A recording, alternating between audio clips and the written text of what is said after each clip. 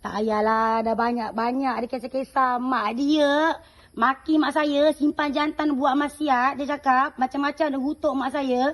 Hujung-hujung sekarang nampak tuan tunjukkan? Saya tak tahu. Tuan tunjukkan. Ni siapa sewa rumah dekat dia ni dengan duduk dengan sama-sama jantan ni? Kalau Acik cakap dengan saya, Acik... Jangan sebut saya Acik. Sekarang ni awak dah tipu sekarang ni. Ya. Sekarang ni awak dah tipu. Okey, kalau tak puas hati, kita pergi balai. Saya tak takut apa-apa. Saya laki. Bukan masa takut-takut, masalah awak tipu. Awak faham masa sekarang ni? Ya memang pun. Memang pun. Memang pun. Memang pun. Kenapa dia tu?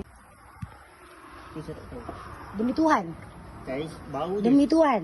Demi Tuhan. Saya baru je semalam Jumaat. Buat apa saya nak tipu. Awak WhatsApp saya, dengan saya, awak blok saya, awak cakap awak tak tahu tu bukan kaki siapa. Itu peti ais.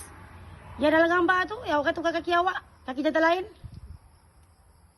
Dia tumpang kat sini. Jangan sampai saya bakar je. Alah, awak alasan jangan bakar. Cakap lagi tu duduk dengan awak. Habis cerita. Okey, kalau tak puas hati, kita pergi balai. Tenang. Saya baru je semalam Jumaat. Saya buat apa? Saya nak tipu. Tak, sekarang ni kan awak cakap hari tu. Awak WhatsApp awak kata tak kenal itu lelaki-lelaki mana. Gini. Sekali tengok. Sekali. Macam mana? Tu saya tak tahu. Mana anak dia? Saya tak tahu. Jangan cakap dengan saya. Jom. Okey, masuk silakan. Tak payah. Tak apa, kita tak masuk. Tapi awak dah tipu. Awak tak jujur. Sebab hari tu awak kata dah tak ada apa-apa.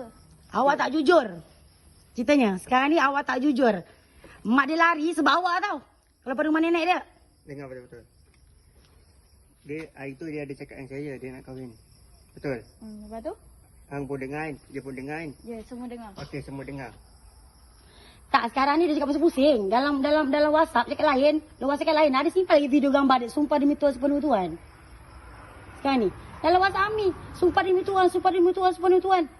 Dah semain Jumaat. Ujung-ujung nampak. Mak kau dengan dia. Okay. Apa lagi putih? Kalau tak puas hati, dia tak puas hati, kita pergi balai. Kita bincang. Macam mana? Saya on je.